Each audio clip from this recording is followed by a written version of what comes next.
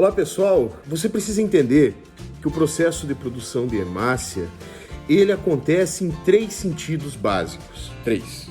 Primeiro, proliferação celular, ou seja, as células precisam dividir, aquele lance que nós falamos na semana passada, que se você tem 10 células tronco, precisa 10 hemácia, amadureceu tudo, ficou 100. Então precisa se autorrenovar, então eu preciso mitose, eu preciso amadurecimento celular, eu preciso que a célula tronco ela caminhe dentro da escala de maturação eritroide e eu preciso do terceiro passo também, que é a síntese de hemoglobina. Então são 3 pilares para a eritropoiese acontecer.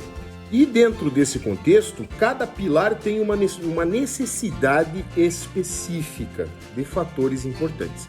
O primeiro deles, a proliferação celular precisa ter ácido fólico e vitamina B12 para que ela aconteça. Por quê, professor? Porque o ácido fólico e a vitamina B12, eles são importantes na síntese de timina, que é uma base nitrogenada do DNA, e a hora que os eritroblastos vão entrar em mitose, eu preciso fazer um DNA novo. Então eu preciso de timina, consequentemente ácido fólico e vitamina B12.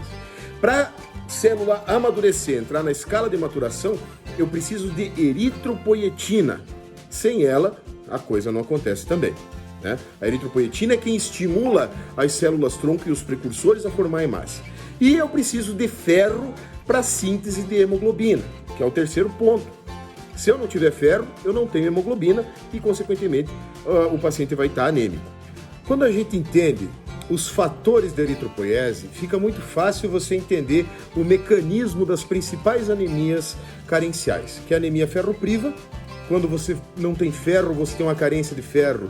É praticamente impossível você manter a quantidade de hemoglobina produzida. Isso vai desbalancear a hemácia, porque ela vai ser produzida em quantidade normal, mas com menos hemoglobina, então ela acaba ficando menor. E isso explica a microcitose e a hipocromia. Já no caso da deficiência de ácido fólico e vitamina B12, é o contrário. Você tem hemoglobina sendo produzida, mas você não tem células suficientes pela falta de timina na duplicação do DNA. Então a célula ela se prepara para dividir, fica grandona, mas não divide. Então tem uma quantidade menor de células e todas elas cheias e plenas de hemoglobina. Nas anemias carenciais, você desequilibra a hemácia. Você tem na ferropriva uma deficiência de produção de hemoglobina, mas a produção de hemácia continua normal. Aí ela vai ficar menor porque você não encheu totalmente ela com hemoglobina. Na deficiência de folato e de vitamina B12, é o contrário. Você não divide a célula, mas produz hemoglobina. Então ela vai ser cheia, ela vai ser plena de hemácia, porém uma menor quantidade de hemácia. E aí você tem a macrocitose em um caso e a microcitose no outro. No caso do problema renal, quando você não tem a produção de eritropoietina, aí acontece que a medula óssea ela não é estimulada. Então você vai diminuir a produção, mas não vai haver desequilíbrio. Aí você vai ter normocitose, geralmente. Se bem que em alguns casos da deficiência de eritropoietina, você tem anemia microcítica hipocrômica também. A primeira célula comprometida com a linhagem eritroide é o proeritroblasto. É uma célula grande, basofílica, intensamente basofílica. O citoplasma dela é bem azulado mesmo. Ela pode ter projeções citoplasmáticas, tipo umas orelhas assim.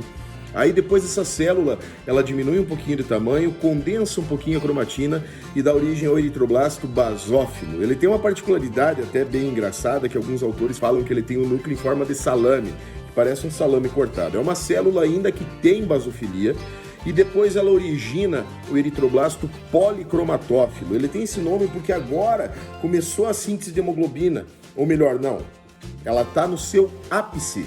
E nesse contexto, o citoplasma, que era bem azulado, ele começa a ficar meio salmão, ele começa a ficar meio acidófilo, e há essa mistura de cores no citoplasma dessa célula, por isso que se chama eritroblasto policromatófilo.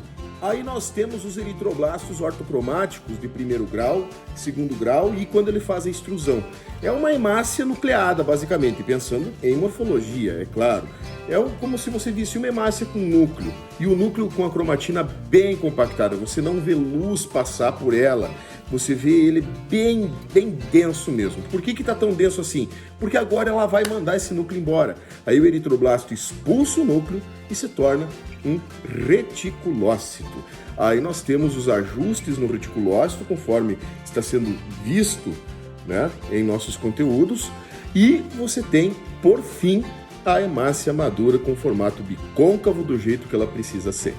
Na rotina da hematologia da maioria dos laboratórios, o que se vê no dia a dia são os reticulócitos, mas o reticulócito, na coloração usual, Megrin-Waldense, eu nem vou citar panótico aqui, não vou falar de panótico, mas no Megrin-Waldense, Leishman e Wright, ele aparece como sendo uma hemácia maior, uma hemácia com uma coloração mais azulada, isso se o teu pH da água estiver adequado para a coloração, e a gente nessa situação não chama de reticulócito, chama de policromatofilia. Para você ter uma confirmação da policromatofilia, é de bom grado que se faça a contagem de reticulócito. E aí como que faz, professor? Você cora com outro corante, que é o azul cresil brilhante. E nesse contexto você vai ver os reticulócitos e aí sim dá em número percentual um teste mais específico e mais exato de quantos reticulócitos o paciente tem. E a contagem de reticulócito, ela é muito importante para você avaliar as questões medulares. Como assim as questões medulares? Para saber como que está a produção de hemácias pela medula óssea. Por quê? Porque em uma situação onde você tem uma anemia arregenerativa, onde a medula não consegue produzir, no caso de uma ferropriva, no caso de outras situações, onde a medula está trancada numa aplasia de medula, você tem reticulócito diminuído. E quando você tem uma hemólise ou uma recuperação dessa regeneração, a tendência é que o reticulócito aumente. Então, através dele, você consegue saber como que está a produção de hemácia lá da medula óssea.